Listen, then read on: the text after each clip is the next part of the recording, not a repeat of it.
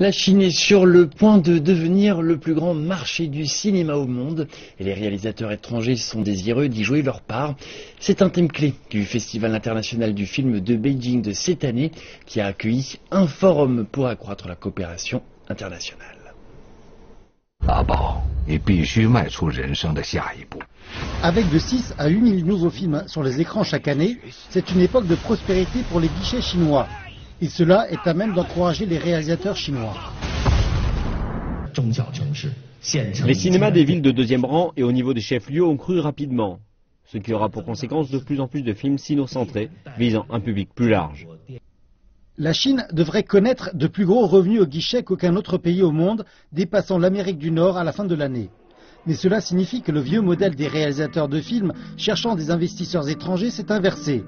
Par exemple, le réalisateur italien Giuseppe Tornatore, célèbre auteur de Cinéma Paradiso, de La Légende de 1900 et de Malena, a signé des contrats avec Alibaba Pictures Group pour créer un film visant le marché mondial.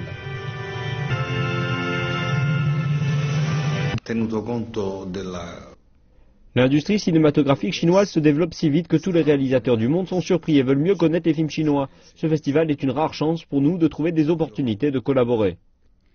Et le réalisateur de l'Oscarisé No Man's Land, Dani Stanovic, qui vient de Bosnie-Herzégovine et a toujours dépendu de financements internationaux des pays européens par le passé, à présent se tourne lui aussi vers la Chine.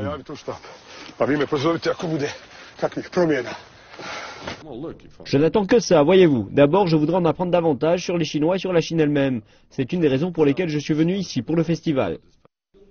Par ailleurs, Ian Smith, le producteur exécutif de Mad Max Fury Road, dit pour sa part que les réalisateurs britanniques ont beaucoup à gagner à travailler avec l'industrie cinématographique chinoise. En Grande-Bretagne, le gouvernement a fixé l'objectif d'ouvrir davantage la profession cinématographique à la Chine, à la fois en termes de talent et de technologie. Clairement, l'industrie cinématographique chinoise fait l'expérience de transformations importantes, à la fois en termes d'offres et de demandes. Et ces changements auront assurément un impact mondial.